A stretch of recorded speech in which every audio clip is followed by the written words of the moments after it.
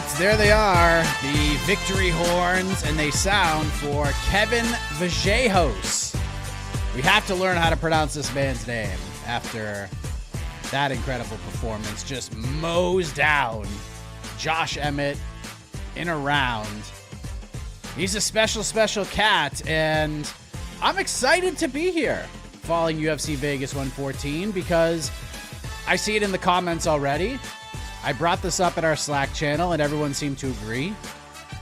UFC Vegas 114, an event that took place at the world's most famous Apex, and a card that led to one of the most wacky preview shows in the history of MMA fighting, may just be the card of the year so far. We've had 3 numbered events, a bunch of fight nights, a couple of Apex shows, and I think UFC Vegas 114 is the best event of the year so far. So the bar is not set that high, but boy, this is a really fun one to watch.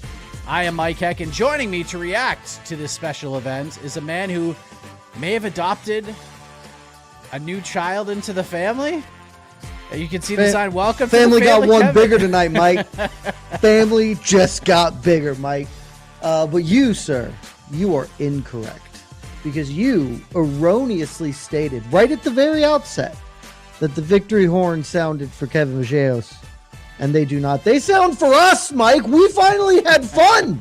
Good fights top to bottom, nose to tail. We had a good time. 14 still too many. Yep. But I'm pretty hyped to do this, which has not always been the case in the year 2026. And Kevin, I mean, my smallest adult son, he put a stamp on it, and I love that for us. I'm surprised to see that on the board. I thought he was already in the family, Jed. No, look, as I explained earlier to people offline, it's not like adopting a dog. I can't walk in and just carry him home. You've got to. This is adopting a family member, and I know dogs are part of the family. Far be it for me to say otherwise, but you got to file paperwork. You got to make sure it's a good fit. Once upon a time, and I do still have a lot of love in my heart for him.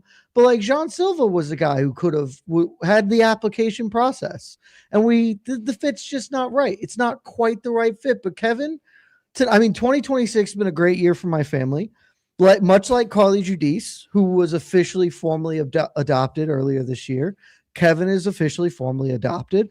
I'm a little sad that AK has him on his fantasy team, but maybe AK foolishly will let him go, and I can bring the family all the way into the fold on my team. But Kevin, you are my smallest adult son, and I love you dearly. Let's bang. I don't know what to say to that, but so many Home Alone references can be made in the near so future. Many. And that's great. But let's just talk about it, Jed.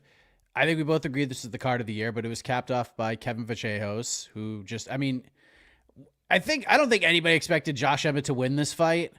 I think people expected him to hang around a little bit longer than he did. At least I did. But he mowed Josh down, man. I knew this kid was talented. He is built like a brick S house. He is huge for this division. He's only 24, so he's only going to get better. This is a special cat, Jed Meshew. Your thoughts on what we just saw moments ago with Kevin Vallejos in his first UFC main event? Dude, he keeps getting better is the thing. And maybe I say this all the time because we talk about prospects a lot, and progress isn't linear. And so maybe he will hit a plateau at some point. That can always happen. But the thing that got me the most excited about Kevin was not the second Contender Series that he won, which was great and awesome. It was the first Contender Series fight with Jean Silva, because I was watching, I was like, both of these dudes are awesome, and that guy's 21, so he's probably going to be really good. And every time out, we've seen him get better. I think there is an argument to make, we're riding high on the hog right now. Once we calm down, I think there probably is an argument that okay, Josh Emmett's 41. He is a little predictable, and that really matches up very well for a guy like Kevin. But just on paper, this is the best dude he's ever fought, right? Josh Emmett is substantially more accomplished than Giga Chikadze was. And I mean, he throttled him. Like, even Giga had like moments or whatever before the boom got lowered. Like, Emmett was never in this fight from the jump. And again, maybe some of that's the Josh is a little more predictable. Josh is a little older, but like I was doing the live blog and go read it. And I'm just like, it was astonishing how much pressure Kevin Vallejos was putting on Josh Emmett without doing anything. Like when we think of, oh, he's cutting the cage and putting a guy under pressure, we think of like a much more in your face combative style. And Kevin was just kind of cutting the ring, and his presence was like physically making Emmett uncomfortable. And when Emmett gets uncomfortable, he lashes out. And every time he did that, Kevin just ducked and popped his ass until he finally did it. And like Josh Emmett was like, okay, fine, I'm going to bite down and sit and throw more than a one explosive shot. And literally the moment Josh Emmett committed to a combination, he got jawed and the fight got stopped. Like he came forward, was like, I'm going to throw 3 punches instead of 1. Kevin was like, bet, bam, and put his ass down. Like this is a special young man.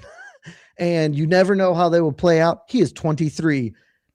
Do you remember what you were like at 23, Mike? Anything can happen to a 23-year-old that derails everything for years on end. But like he is as good a prospect as exists in the sport at this moment in time. And he's not really a prospect because he's a top 10 featherweight in the world. Like I would have bet at the beginning of this week, Kevin Vallejos wins a belt in his UFC career. I am more confident than I've ever been that at some point, maybe not even in the too distant future, this man is holding a UFC golden title around his waist. What's funny is I spoke to Kevin earlier this week, and he told me, I'm not in any rush. Like, that's why I called out Cub Swanson. Like, I just wanted to get some experience. This dude beat Charles Oliveira. Like, I'm going to get experience from fighting this guy, win or lose. They end up giving him Josh Emmett, which is obviously a step up, and now he's going to be probably a top 10 guy come Tuesday. He is just only going to get tougher competition at this point. So this mentality of, I got time, I don't want to be rushed. You bet your sweet tookus that the UFC is going to rush him now. So I'm curious, He's Jed. Probably getting a shot up there. Yeah. So I'm curious, as you probably are looking at the rankings right now. I am. Is your Otno pick? Who is Kevin Vallejos fighting next? If you had the book. So when we talked about it on the preview show, I was like, I obviously knew about the Kevin thing and not wanting to get rushed too soon. And, we talked about like, how does this look? And I was like, if he just wins consummately, that's perfect. He doesn't have to win big. Then he went and won it. Literally, probably as big as you can, other than like a Jorge Masvidal 4-second flying knee. And so it's just like, man, they're not going to temper their expectations right now, especially, and I think this is the most important part of all this. Featherweight's in transition. I know it doesn't feel like that to some people, but Alexander Volkanovski is on his way out. Either he is going to lose the featherweight title in his next defense, or if he wins, he's leaving. He's going to lightweight. He's basically said this. So they need new people, and they happen to have a crop of them right now. They hate Mob Sarevlev, and if he beats Leo Murphy, they're just going to keep not letting him fight for the belt, probably. Aljamain Sterling's old and not like going to be the guy who shepherds this division forward, but you do have this other crop of emerging guys. And, Jean Silva is not that young, still has plenty of great years ahead of him. But like, if you're picking one of these emerging talents to come through, it's not Steve Garcia. It's not Yusuf Zalal. It's Kevin Vallejos. He's 24. This is a guy who can shepherd this weight class for years to come and build it back up. And it kind of needs that right now because Ilya left it and it has felt weird since then. So they kind of need a stable hand. And this is a guy who could do it. Now, what he can do and what he will do are very different things. It's obviously you have to fight the fights and win them, but he is as good a bet as any in this weight class, or maybe frankly, any weight class in the sport, of being like a guy who you could reasonably hope could shepherd a weight class for a year or two. And so I think they're going to give him something high up. maybe not a de facto title eliminator because of how things go, but he's going to have the number 11 ranking on Tuesday, looking at the rankings. Brian Ortega's 10. He's not in the weight class. So he's default the number 10 guy in the world at this point. I don't think they're going to do Jean Silva rematch because I think they will look at that as a possibility to do for a belt or with a little bit more stakes than it would have at this moment. I think Kevin Vallejos, he appears he called out Yair Rodriguez, maybe not on the broadcast, but afterwards. I don't think Yair will take that fight. That fight would be awesome. I would love them to do that fight.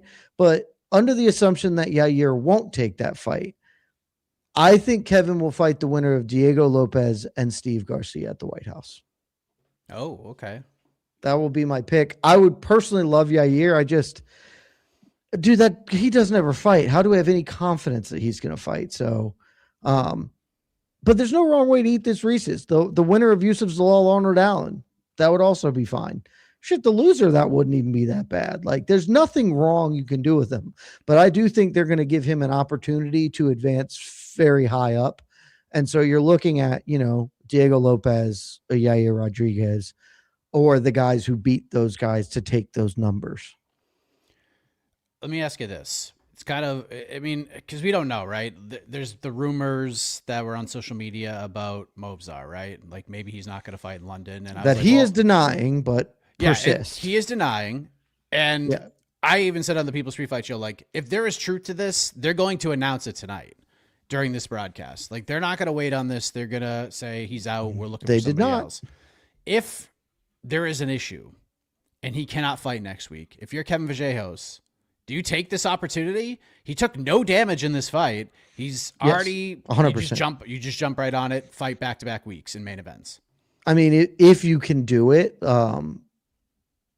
I also like you straight up might have to be like, can we negotiate a weight? Because I don't know if he can make the weight again. If he has to make the weight, then no, because I think that like talk to fighters cutting weight twice in 6 days or whatever.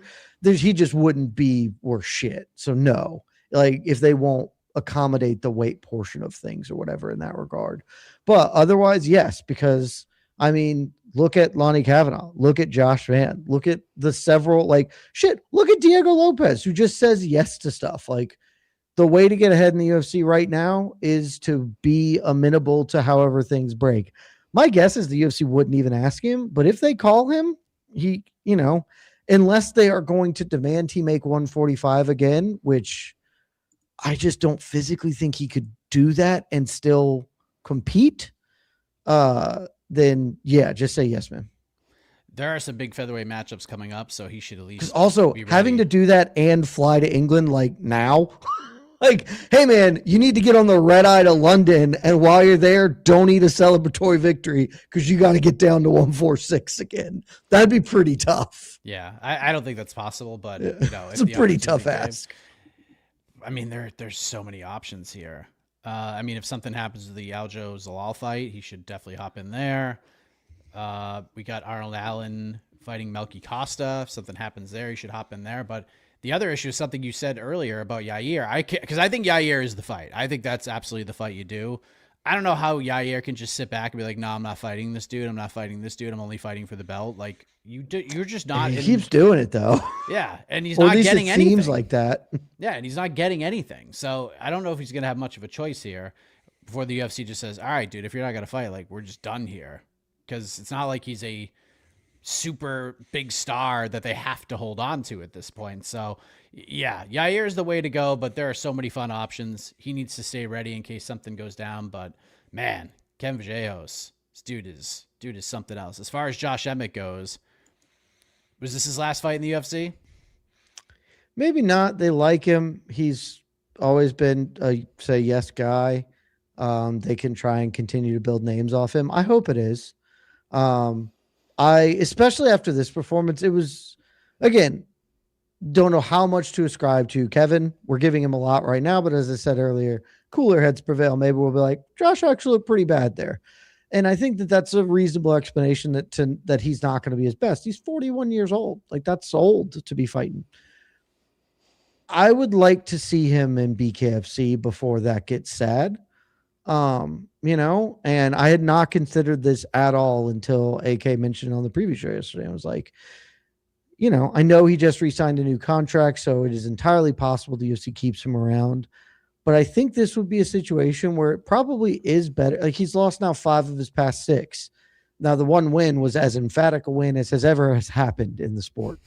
But 5 of 6, even if it's all to top competition, like it's a really bad run. And so I think, given how many competitive years left, like are on the odometer for him, I do think it would just be better if they were like, hey man, let's call Feldman. We won't cut you, but what if you talk to Feldman and just sort of see what kind of a deal's out there? And then if you want, go for it, or we can book you again. Because I think you could do some fun things with him in BKFC for a year or two. So I hope it's the last time we see him. I'm not certain. I'd say it's a 50-50 for me whether he fights in the octagon again.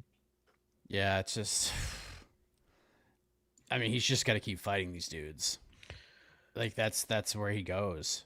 He's been finished twice in a row. That's the first time that's ever happened. He's been finished in 3 or 4 of these losses. Like, it's, again, all to very, very good dudes, but it's not like they're going to let him fight a scrub off Contender Series next. Maybe just walk away, go to BKFC, make some money, have some fun in the swan song of your career. That'd be cool. Yeah, I think if he was just like, yeah, can I go somewhere else? They'd be like, cool. I think they would let him if he asked. Yeah, Calvin Kattar's still on the roster as far as I know, and he's lost, 6 in a row? Yeah. I mean, Calvin's a guy I'd be a little more interested in not fighting at all. Whereas Josh, I'm not like, oh, don't fight, you hang him up. But this was the start of a don't fight, hang him up. Dude, the coffin nail was brutal. Because, like, yeah, he got dropped and he ate a bunch of shots. But, like, I think because we all knew it was coming, like, just the way it had gone, when Kevin's throwing the knees, you're like, all right, Herb, you can stop this. And Herb's talking. But then he hits him with, like, a shovel hook sort of thing, just, like, right through the blocking window that just plopped him. Like, that's a tough one. When Josh stood up and threw that punch like the dude in Friday the 13th Part 8 was throwing, when he got tired before Jason knocked his head into a dumpster, like that's what it looked like. I'm like, as soon as he threw that and like fell over and then stood up and fell into the cage, I'm like, Herb, get in there and stop this fight. And he was just like, nope. Herb, I'm not that upset with it. I do think Herb could have stopped it a little. Basically, the first time I heard him say, protect yourself, which was pretty late. Maybe he said it before then. I was like, you probably could just stop this one. Herb, we all know what's about to happen. And saying protect yourself is just delaying there he goes. That's it. So waiting on bonuses. I would assume. Dude, I don't have a clue what they're going to do, because I thought for sure that the big heavies were going to get a fight of the night. And I can't imagine that that's going to happen over the Rahiki Hardwick fight now. And then I was like, maybe they just do 2 fight of the nights, because, like, both of those fights were quite fun. But, like, Vallejos is getting a performance for sure. And, like, Souza probably gets one. I mean, he sent Bellagioki into the shadow realm. Yeah, that was, and, like, nasty. Frankly, Bia Mosquito's performance was better than Manuel Souza's. Like, she beat the brakes off of Monsi. But, like, that's, they're probably not going to give her one for that now. So my guess is they just do fight of the night and then the 2 obvious bonuses for performance. But I'd love this to be a night where they're like, hey, we've had some bad runs out here. A lot of great fights, a lot of great performances. Let's give more love than we normally do. Yeah, I mean, D1 Kutalaba with the sub in the first round. I mean, that was pretty nasty. Look at him go. A+ fight IQ. Elijah Smith with a nice strangle submission. Like, a lot of good performances. It's just a really fun card. Oh, like, dude, I forgot Elijah Smith murdered a man tonight. Yes. That was awesome. Yeah, it was just a fun card. Like, it's great to come on these shows. I wish we were on 30 minutes earlier, but it is what it is. 14 is too many, but it is. I'm not going to be talking about that, because everything tonight was really fun. Like, what was the worst fight tonight, Mike? Co-main? Yeah. Oh yeah. And that's fair. But that fight wasn't even like awful. It was it had the least amount of damage, but like there were some cool things going on. But like if that's your worst fight of the night, man, you've had a good evening. I think just based on some of the things that I've been seeing on social media, I think some people would say the oral by Chris Curtis fight was bad because it was That such fight a was also mauling. bad. That's actually Yeah. totally fair. That might be because people also were. That's the exact style of fight that people are even more mad about. So I could see that. Yeah. Oral by And that did, wasn't a great fight, but like, yeah, it was just a mauling just to see a again, dude. if that's your worst fight, pretty good night. Yeah, not bad. I mean, they're not all going to be heaters, but yeah, 12 out of 14, pretty damn good, man. Also, Orlby like almost set a record, so that's at least interesting. I mean, he shattered the welterweight record. I think Colby had the record at 12. He's He third all smoked him. time. Yeah, third all time behind Marab and Habib, and he missed. And Habib also the by Habib 2. one. The Habib one's kind of garbage. Though I guess a lot of Orlby's were also probably like more mat returns and takedowns, but that's quibbling for no reason. Let's talk about the co-main event: Jillian Robertson versus Amanda Lemos. She won. Jillian won. Had a tough first round.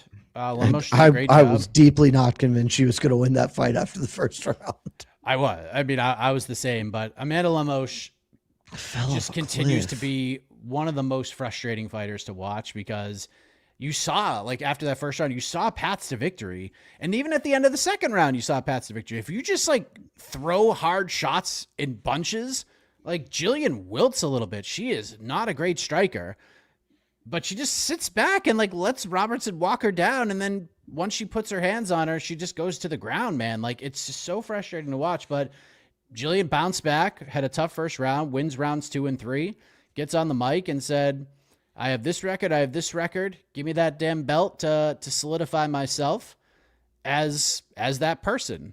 I ask you, Jed Meshew, if you are Mackenzie Dern right now, do you open the door for Jillian Robertson? I think you do, because I think she would rinse Jillian. I think that's a really tough fight for her, but there's no way this performance makes the UFC think, you know what? John Whaley, you wait. Let's give Jillian Robertson the shot.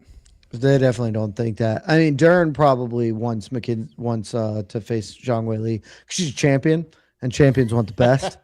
And she's ready to take that challenge. But if the UFC offers a Jillian Robertson, which based on how things go, they might do. Who knows now? She should take that fight. It would be one of the better fights for her. It's not every matchup where Mackenzie Dern is better at all phases of the game. I believe she is a better wrestler. Well, maybe not a better offensive wrestler, but she's much more athletic, much more physically impressive, obviously a better grappler. And I think she's even a better striker than Jillian Robertson. So like lines up very well for her to win that fight. So if they do it, great. But I mean, I do want to give some love to Jillian Robertson, who I thought was cooked after the first 5 minutes because I forgot who Amanda Lemos is, basically. And I fell prey to the Amanda Lemos trap, which is, man, she is athletic and very talented and should actually be extremely good and is just kind of not. Like, she's not bad. She fought for a title, though that was as much about timing. It's not like she was on like a 12-fight win streak to get there. But like you see all of the potential that exists in her, but you also see how she probably doesn't like have it between the ears all the way. And when things start going downhill for her, can kind of continue because listen to her corner between the second and third rounds. They're like, look, we know she's just going to tackle you. Don't kick, move and punch and you will win. And then she gets tackled. Like it is by like, again, not even the greatest takedowns. Robertson looked as slow as she's ever looked in there tonight and was still just kind of willing her way to the spots. And Lemos couldn't really, like, all her resistance was in the first round and then it just sort of fell away. So, I mean, that is a testament to Jillian Robertson because I was genuinely like, oh, she lost the first round by a wide margin and this is not going to get better. And then it did. So credit to her, man. Probably the best Canadian fighter in the world. It's very possible. I think she's definitely gonna have to fight again after this. It's just this just was not. I mean, if she steamrolled Lemos and tapped her like in a round or two, you have a case where she could like sit back and wait for something to happen at least, because they're gonna go with Zhang anyways. Like they're gonna go with that fight. There's no way Jillian was jumping the queue there, but at least like she had a case to sit back and get the winner. She don't have it now. Like, this is a good win, but this is not the type of win that's like, yep, no doubt about it. Dana White would go to a press conference and be like, yeah, she's getting the winner of that fight. So, I mean, just to give away an no pick, Tatiana Suarez is fighting Lupi Godinez. She's going to fight the winner of that fight.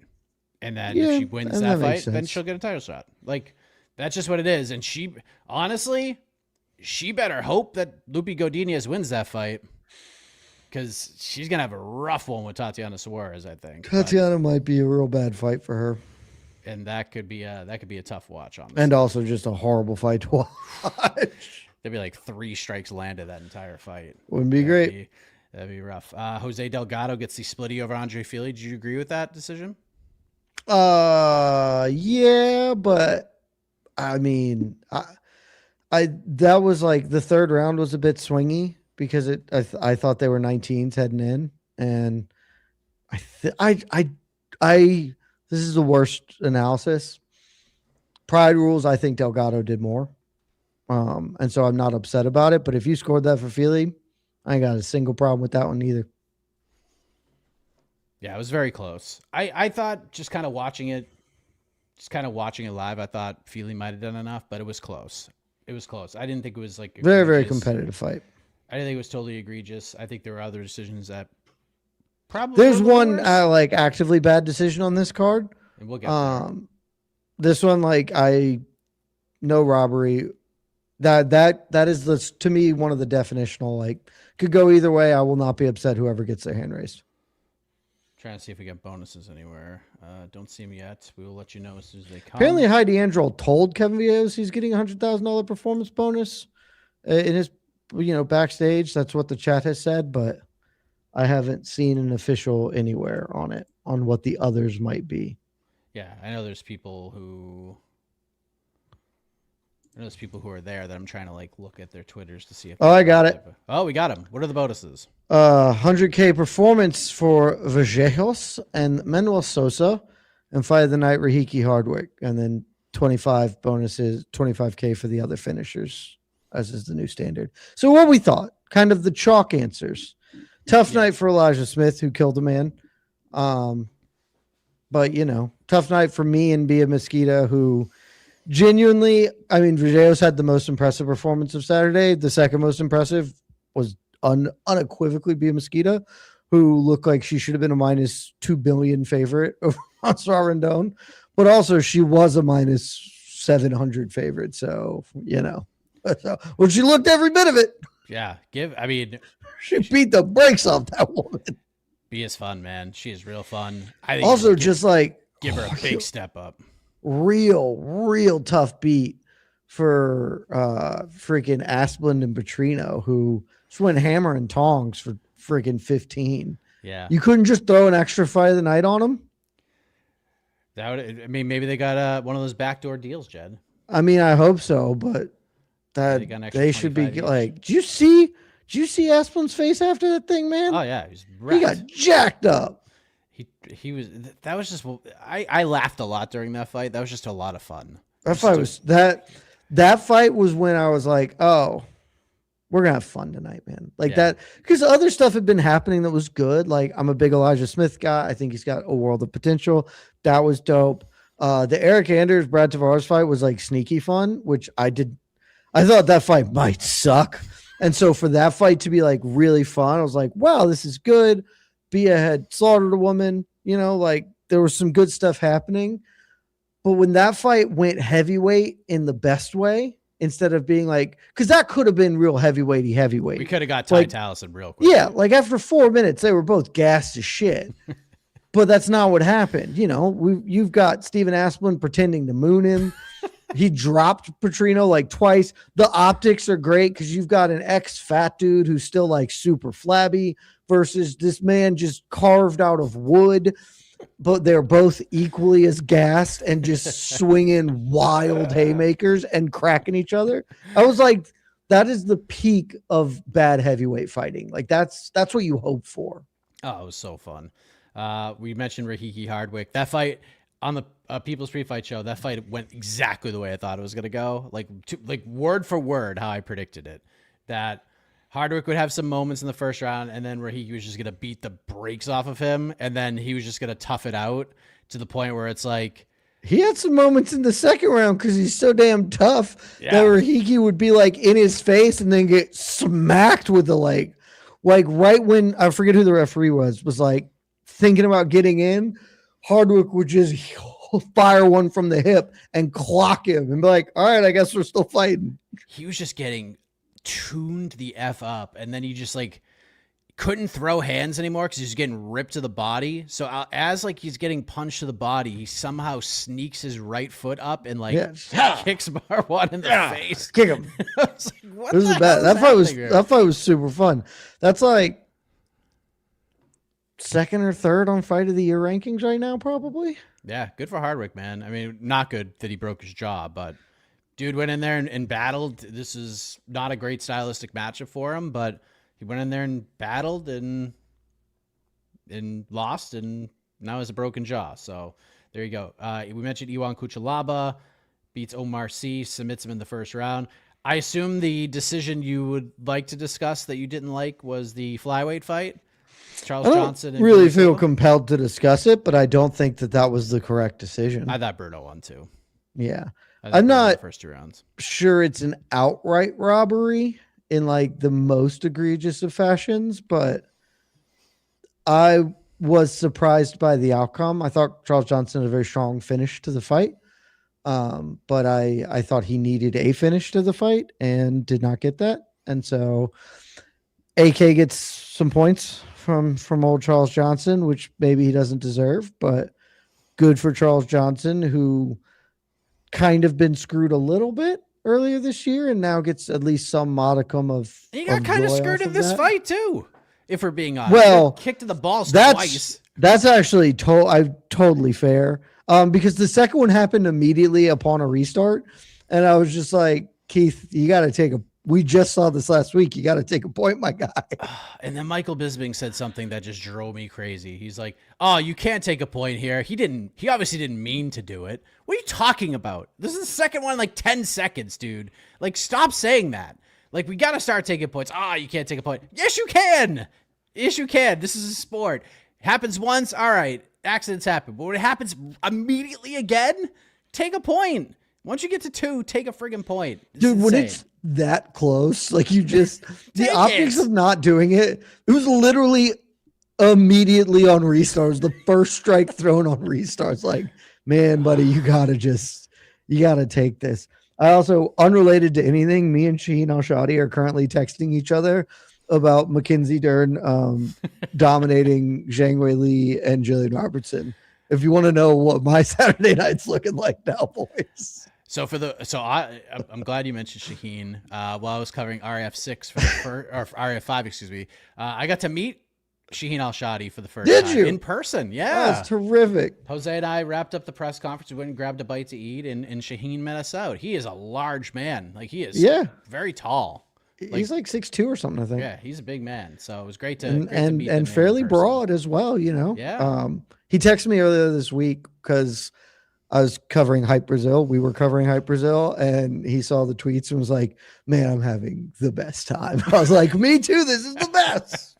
It's so fun. What a week we've had, Mike. Oh, so much fun this week. This has been a great week. We had the Rousey presser. We had Hype, the press conference, and the brawl that turned into both fighters being put on shoulders and like shaking hands after. Like, it was the weirdest week ever.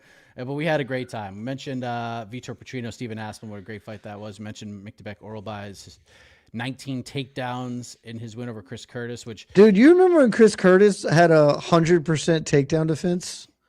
3 years ago? Man, that's what made that fight so interesting, is he was so hard to take down. And then... That was when I was like... Because AK said that yesterday, and I was like, that used to be true. It's not really true anymore.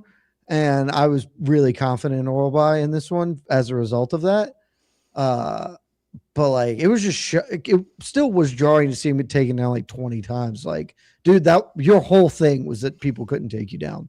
Yeah. Mentioned Elias Smith, good win. Manuel Souza, great win. Eric Anders, Brad Tavares. It was nasty KO. Yeah, that was, slept him. That was nasty. The photo after him just standing over the lifeless body is just, man, what a photo. You mentioned Anders Tavares ended up being a non-middleweight fight, ended up being really good, and the final one of Eric Anders' career. Yeah, Eric announces his retirement, and happy trails to your boy. We mentioned Eric Anders could also go to BKFC. I'd be okay with that. Yeah, sure. He just wings big shots. That's fine. Eric's pretty like stout business guy. Like I know he's opening a bunch of gyms and stuff, so I think he's doing okay. I don't think he fights again.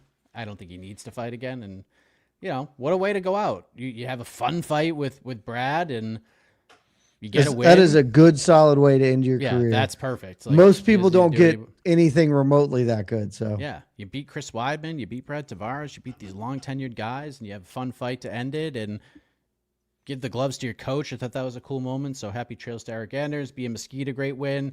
Hetcher Souza, great win. And Pierre Rodriguez snaps the win streak of Sam Page. AK told us to believe. I would also say that was like a forgettable fight. If like that's probably third on the fights that I would like if ranking of poorness. That wasn't bad, but just not deeply unnecessary to run that rematch. And I learned nothing new or it wasn't that interesting. All right. Time to go to the peeps. You do have some super chats. Keep throwing them in, and you are just guaranteed here. You're just guaranteed. You know what? We're gonna skip the line here because Peter Byers dropping a 20 spot on us for the GOAT post fight show. Gotta say I do miss the 2 a.m. post ESPN Apex show debates with New York Rick and Jed. P.S. Best event of the year. Yeah, those are fun. I mean, Rick was wrong about a lot of things, and I had to correct him at 3 a.m. because that was apparently my job. Yeah, we were nice and grumpy. Look, it's not even midnight, and we had great fights. Yeah. This is pure MMA. This is what we love. Yeah. Then you throw Casey in the mix, and he was chiming in on stuff. I mean, those are 2-hour post shows. Those led to. I mean, can you imagine Casey tonight? Casey would be like. I think Bia Mesquita probably beats Kayla Harrison, and Pierre Rodriguez should probably get a title fight.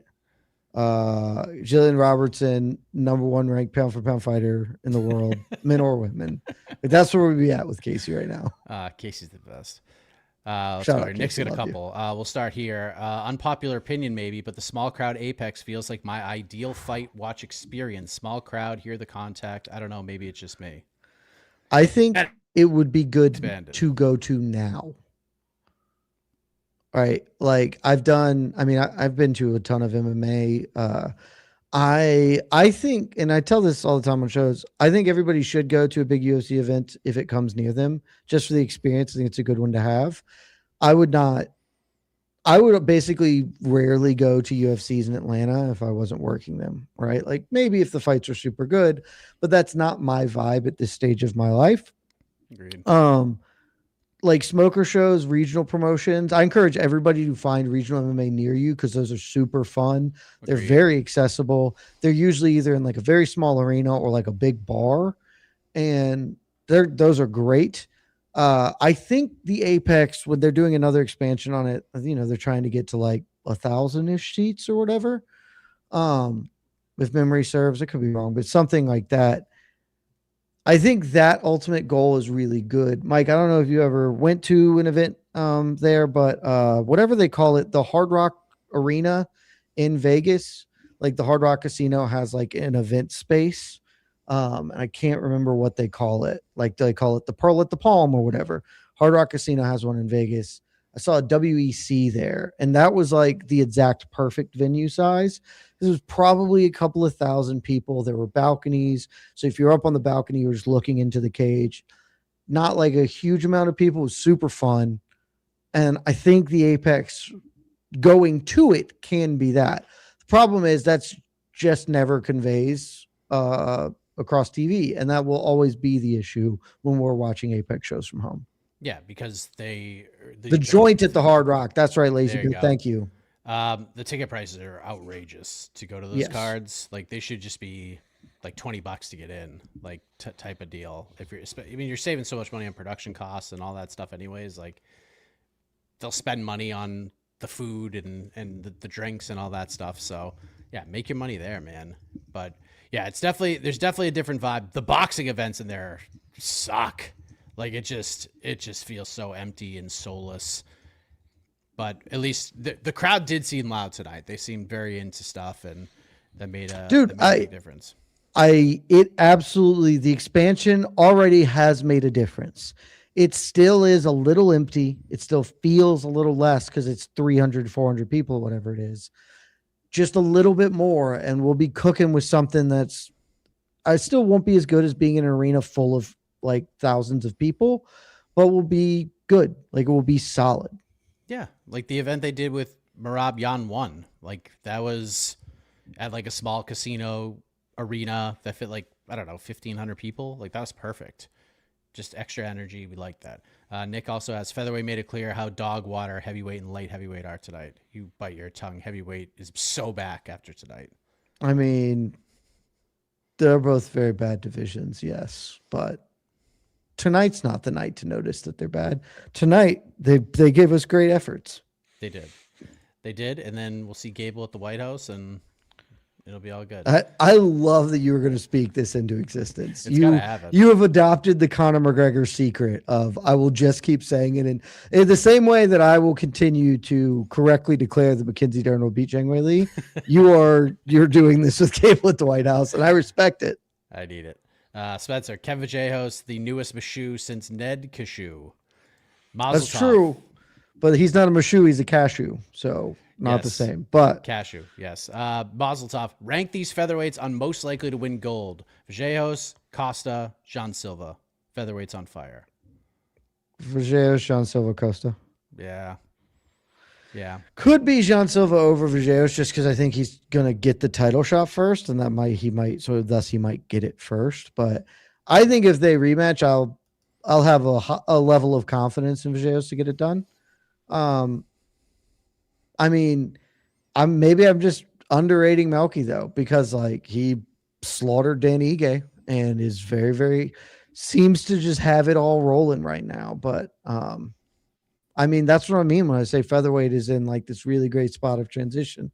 You got a lot of new blood coming into this weight class, and it's going to be fun for the next couple of years. Yeah, it's going to be very tough to like get a big boost up those rankings unless you're a guy like Kevin right now who's just on fire, and the UFC promoted him perfectly and put him on everybody's radar. And John Silva is just such a maniac. Like those two dudes will get up there quick. I feel like Costa's going to be one of those guys, as talented as he is and as good as he's looked. He's going to have to just kind of pick off everybody in the division before he gets a shot. And he could very well do that. But I think if he gets a title shot, it probably won't be for a little while. So, but yeah, I mean, that's the thing. You kind of just have to consider that part of it too, because like Kevin just headlined a card. Melky has not headlined a card, right? He's about to. Oh, because he's getting Arnold Allen now. That's right. I forgot that fight. Yeah, I mean they're all right in the mix then. Yeah, featherweights. I mean, just big fights. Like this division's moving. Thank you, Jed, for joining main card minute. I did. I popped on when we were in the early section of the card. I tend to throw up Long Island Luke's watch along at least to just check in for a bit, and Gaff wasn't there, so I hopped in and we watched the Costa Tavares, or not Costa Tavares, got Melky on the mind, the Tavares Anders fight, and chopped it up with the boys. Had fun. There's another one. Hike Heck is here, so Hike Heck and Ned Cashew are gonna battle it out for supremacy. Right. Will we see more of Larry Leg Kick in the future? Yeah. I called him the UK Jason House because he looks just like Jason House. There's a lot overlapping there. It's very funny. It's very, very funny. And yeah, dude, that was, he should have, like, he gonna fight in 6 months because his jaws got snapped up. But yeah, for sure. Yeah, he'll be back. They'll give him another shot. If you lose like that, you can lose as many times as you want, as far as I'm concerned. Spencer, another one. Boys, felt like we needed that one. Really appreciate you both. Some of my favorite content I watched. So many great performances tonight. Best performance besides Vallejos. You commented on it, and I think we're on the same page here. I mean, I think it just is Bia. If you want to grade on a curve, right, and dock her points for being a monstrous favorite, but like even her being a monstrous favorite over Montserrat Rendon, like I don't think people expected her to come and put hands on Rendon. Like they just thought she'd tackle and tap her, and like ultimately she did after dropping her on the mitts and just beating the brakes off the woman. So like in a vacuum, it's Bia. In context, I mean, there are a lot of really good ones. I might favor. I mean, Miktabex was very impressive, but I guess if you're weighting level of opposition, et cetera, and expectations, I'll go Elijah Smith because that fight was fairly closely lined. Elijah was like a minus 200 something betting favorite. And that he had real moments of struggle with Su Young Ju or Su Young Yu, sorry. And then he just ended him. So I guess I'd give that second best. But, you know, like Sosa killed the dude. Kutalaba showed good fight IQ. There were a lot of really good performances, man. Yeah, Stephen Aspen in a loss was still like one of the stars of the event. Mm-hmm. It's a good time. Jed, tell me you had the Souza parlay tonight. I said this on Main Card Minute because I was stupid. I said I was going to do it, and then I forgot to do it, and I didn't remember it until Souza was fighting, and also I kind of thought Souza was fighting later, but he was the second fight of the evening, so I just botched it and didn't put the bet in, which is great. Like the gimmick parlay would have cashed, but I'm dumb. Let's go to some other questions. I saw one from Joseph earlier that I wanted to pull up. Where is it? I stored something earlier, but I don't remember what I did it. That was the starred one, the one I just pulled up. Oh yeah, yep, that's right. That was the one I started. So he asked. Bisping was apparently on the broadcast after the fight that he gave Vallejos a bunch of crap for not calling anybody out, which normally I would also be that. However, 9 times out of 10, I agree. Not this time. Yeah, I asked him about this because the clip that was all over the socials was, you know, you called out Cub Swanson and he got lit up for it, and then they gave him Josh Emmett. And then I asked him at the end of the interview, one of the things you guys didn't see, I was like, do you have a call out in mind? And his answer was, the question was, will you have a call out after you win?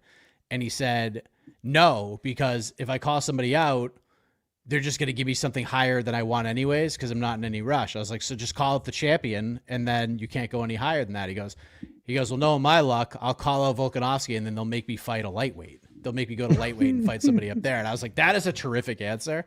So that's fine. Like, again, he's in such a position right now that, like, even if he calls people out, like, he's going to have a hard time getting people to say yes right now. He kind of has to wait and see how this all plays out. And normally I'd be like, yeah, you got to make a call out. But, you know, if he goes to the post-fight presser and calls out Yair, like, that's perfect. Problem is most of the other dudes ahead of him are booked, and it doesn't really make a difference. I'm with you. 9 times out of 10, you should have a name. You should try and take some ownership of your career, because this is one of the very few opportunities you have. If he was going to call out Yair because he's just not booked, and that fight makes sense in that regard. But like I said, I'm not even sure that would really work that well. So I was fine with him using that to basically just broadly put himself over and reconnect himself and like ground himself with Argentina. Cause like, that's a big thing for him too, right? Like you got to find out the things that make you special, both as a fighter and promotionally. And, you know, he doesn't speak English, so his market is like limited, right? As to how the UFC works.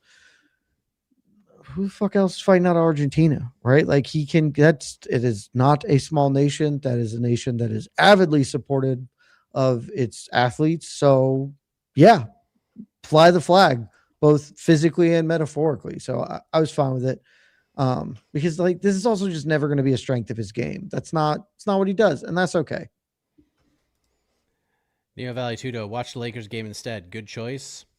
I don't know how the Lakers game was, so I can't definitively say no, but that's a regular season game that was somewhat meaningless, I assume, and this was quite a good fight night. It was really good. It was the best card of the year. It was the best card of the year so far. Yes, LC agrees. Card of the year so far, but bar is low, but yes, definitely. Yep. I think it's pretty clear cut, man. Well, the biggest issue with the card, and some might call it a positive, there was like a 10-minute stretch where we didn't have audio because Paramount is terrific. So I do love that Paramount has every week had some snafu go with its broadcast. Like, we were feeling really so good about it after 325. We really were, because 325 like was a bad card, but at least like all the issues people had with 324, like they fixed and like made an effort to do better. And it's since then it's just all falling apart. But it was like I was like the thing Damon put something is like, did audio fall out? And I was like, yeah, because my audio fell out, and I was like, maybe it's mine. I don't know. I was just waiting. But then, like I said, I was watching Main Card Minutes live stream, and everybody was like, audio? Like, yep, nobody has audio. And it didn't get solved for a while, which was like, it wasn't like a 20-second thing. It was like a full round and a half. Yeah, I saw that. I was watching BKFC at the time because Gizem Salmani just annihilated a fool after getting dropped pretty quick in that fight, which is a pretty wild fight if you guys want to go back and check that one out. But yeah, I missed all that, but it didn't seem like a lot of people were very upset about it either. And we'll kind of leave it at that. It's just, boy. Dude, that's tough. We had blackouts during a freaking BMF title fight. Like, we're just having all sorts of problems. Thank God that fight sucked. Like, people would have been way more upset if that had been a good fight that had a blackout in the middle of it. I thought Aspen had a case to win that fight. Did anyone else think so? Probably not. Nah. If you really want to be generous with it, he did drop him a couple of times. He won the first round. He definitely won the first round. He won the first round. He definitely lost the second round. Yeah, like you'd have to give him the third, and you can, but I think that's tough. That's being very generous. I think. Yeah, he was getting hit a lot in that round. Yeah, that's the thing is he got hit a lot. Yeah, he walked right into a lot of shots. Yeah, It was like he was like, all right, now I'm going to punch. But instead he got punched like 4 times. And it's just like, okay, maybe I should rethink this strategy. And then, yeah, man, I don't know. It was fun, though. Man, we had some fun. We did. Joseph, can we get Mike and Jed's thoughts on the fact we have an afternoon MMA card next week? Yeah, it's the London card. So, yes, we are. I just didn't know. Early. Prelims at 1, main card at 4 on the East Coast Standard Time. Perfect. I love early MMA. I love it. I love it too. It'll be great. I'll get my lift in the morning, get lunch going, and lock in. Let's go.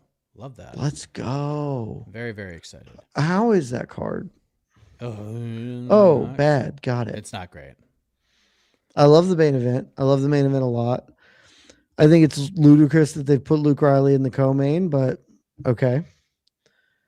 MVP Sam Patterson is an MVP fight, so it'll range from weird to bad. There's no real in between there. Baranowski Austin Lane's probably going to be some dumb fun. Ego's just going to clobber him. Probably. Delize CLD is fun. That's a good fight. It's the second best fight on this card. Nathaniel Woodlow Sinkita is good. Mason Jones, Louis Sutherland. That's going to be heavyweighty. Sutherland and Perachik. Oh.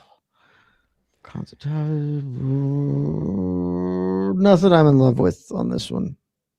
Yeah, it's gonna be, and we'll see how the crowd is, because usually like the folks that make it fun are the ones that can't spend $250, $300, $500 for it. Yeah, they've priced out the dope people in England now, which sucks. Yeah, it just sucks. Yeah. So, but that main event is as high level as mixed martial arts to get. It should be a title eliminator. I don't think it is, but it should be. So I will be very excited for that main event, if nothing else. even though it's also Mobstar, so like maybe it won't be the most exciting outcome. I don't know, man. He's been some good ones. He has been. He also has been in forgettable fights. He's had we contain multitudes, Mike. Yes, the Lopez fight was really good. The Arnold Allen fight was really good. The Aljo fight was really good. But yeah, Dana still didn't know I think who the either of slander on those guys Mobstar were. is ridiculous, but I won't say that he's pitched nothing but heaters in his career either. Oh yeah, like the Danny Ige fight was nothing to write home about. He just tackled him a bunch. But yeah, because Dana White doesn't know who fights on his roster, he got painted with the boring brush because Dana got that fight confused with Marc-Andre Barrios and Chris Curtis. Do you know what my actual honest to God like dream thing that if I could set up something with an MMA person like that they just had to say yes because their publicist said yes, it would be doing a blind name that fighter with Dana White. Oh my God, he would. But not even like here's a fighter, name him.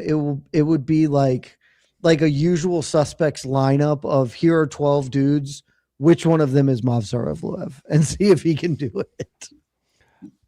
You mentioned the London card. I'm not like overly excited for CLD and Delidze. That's a fun fight. I am oddly fascinated by it because this is the first time Roman Delidze is getting in a fist fight since Anthony Hernandez took his soul. And yeah, he's gonna die. Yeah. CLD's been murdering people lately. He's gonna kill him. I'm just curious if he like what he does in there. Like I just after losing a fight like that, like it's really tough to like. I honestly like I didn't even know what I would like if they asked me to interview him. Like I don't even know what I'm going to say to the man. Like how do you wrap your head around that? I would literally ask him that. But like, how do you recover from that sort of a dominant loss? It's pretty important to know about next week. CLD riding back-to-back performances of the night, so he has a chance to go 3 for 3, which is always cool when people do that. I think I did actually give him. I think he was second team all violence last year at middleweight, because he is also on spinning KO back-to-back, spinning back elbow into a spinning back fist. So now we're going for a spinning back kick KO from CLD. The trifecta on Saturday let's do the trifecta, the spinning trifecta, and somewhere out there, Nick Diaz will pop up out of his bed and go, "We throwing spinning shit now," and the world will be right. And the world will certainly be right. It's also a big week for our fantasy team. Especially for me, I need this. Last time I had multiple fighters compete. You are in a lot of trouble right now, frankly. So yes, you do. If you have a bad weekend, you're probably cooked. Yeah, like it was not a good. The Mexico card was not good for me, but I won every other fight. Like that was like those are my first losses. So if I can get 2 wins here, if Iwo wins, he's getting a bonus, so that'll be huge. I don't know if Mozar will. I think Mozar is going to beat Lerone Murphy. I don't think there's any chance he could get a bonus no matter what he does at this point. So. Damon respectably has 3 fighters who lost and is still second. Well, he'll be third in points after tonight because AK is going to jump up with a pretty big swath of points today. I think he got like 350 or something. But what have we learned about Mike Heck's fantasy teams from last half your dudes won't fight. Half my dudes won't fight. But most of them are fighting. I was down and out last year. Kayla, I was so maybe out. Macy Barber and Gable aren't fighting for you. Macy Barber's fighting. Is she booked? I don't know. Yeah, she's fighting Alexa Grasso. She's going to clobber her. Well, she might win that. That's right. And yeah, Kayla and Gable. Yeah, those are the only ones not fighting. Yeah, I had half my team didn't fight, but I was dead in the water. And then, lo and behold, Waldo Cortez Acosta comes from the ashes like a phoenix rising and wins it for me. And then Petr Yan just caps it. Petr Yan. I'm so upset. Freaking Shavkat, Fatima Klein, and Marab are not going to fight. I'm going to keep Fatima again. I'm going to be so upset about it though. Who are you? I'm so curious who you're going to keep after this. I have to keep Carla Judy. She's my daughter. Are you going to keep both of them again? You're just going to keep riding Fatima and Carly every time? Yeah, I might up it to 3 keepers so I can keep I just keep my women and make the rest of you fucking live in the goddamn trenches while I have Bia Mosquito, Carly G's, and Fatima Clyde. I wonder if we should do free agents next season too. I've been thinking about a way to do it that could be done, because mainly I've been thinking about it as Jose keeps like being like, I forgot I had a fantasy team. Like, well, yeah, you don't do anything after you drafted, so it's pretty easy to forget you have one and your team hasn't done great. So fair, but there's a way to do it. We'll think about a way to add it. Fatima hinted she has something coming yesterday. I think she does. However, it's unclear if that thing's going to come in this season. I don't think it. Yeah, it might be happening in season 2 of 2026, but we'll see. Let's see. I'll find one more. Actually, I'll do 2 more. Will Miss Robertson fight for the title in 2026? No, I don't think so. I don't think so either. Durden, I wouldn't bet my life on it. It is possible, but I say no. Durden and Zhang aren't on the books yet, which means they're not fighting till the summer, and that'll probably be the only time either of those women fight this year. Yeah, unless like one of them gets injured or something, and Jillian steps in as the functional backup, which I think she's in that role right now, like because she's just on the best run. But other than that, I don't think she's fighting for the belt this year. Why isn't Valentina fighting yet? Genuinely a really good question. I thought when we talked about it before the announcements, like I thought that she would be fighting at Newark. So I'm unclear. Yeah, she'll be a summer one too. Because that's the thing. My guess is she's going to fight IFW now. IFW will be Val. Be both, Val. It'll be Merab Yan 3, and maybe Conor McGregor fights. I don't know how much you think. Conor versus Kamaru Usman. That's out there. I mean, Kamaru has a better chance of getting that fight than he does Islam Makhachev right now. At least I would prefer that booking. I mean, yes, would certainly prefer that booking. For sure. All right. I don't want to go through the entire roster of like when are people fighting. No. Honestly, I will say about Valentina, I think there is a world where the UFC is like, hey, hang tight. We might need you for something else. That's possible. If they can't rebook depending Kayla on the Amanda, Kayla timeline. Maybe they just That's possible. Maybe that is the answer of like why not? Yeah, I think maybe they're just like, hey, hang tight. If we get a good update on Kayla, we know when she could definitely fight, like then we'll book you in Natty Ice. But if not, like we may need to give you the hot tag and come up and do something here at 135 for us. I have a comment for us to end on, Mike. I'm going to throw it up. I'm still trying to wrap my head around the fact that Vallejos hasn't even been pro for 5 years yet. Well, yeah, he's 24. He's like mathematically limited to being a pro for 5 years at this point. He made his professional debut, Mike, in September of 2021. That is very recently. That is extremely recently, Mike. I mean, not quite at the volume of one Joshua Van. It's not the Josh Van, but like it's pretty. He's got a bunch of fights. That was his 19th fight. COVID was over when he made his freaking MMA debut. He's what, which is nuts. He's 18-1 now, right? Yeah, that's a lot of fights. And again, the one is the Jean Silva fight that he lost, but was really competitive in. Dude's super talented. Can't wait to see what the next 10 years are like for him. He's very fun. All right. Boom. They're playing us off. A lot of people are asking for matchmaking suggestions, and don't you worry. Is there a show for that?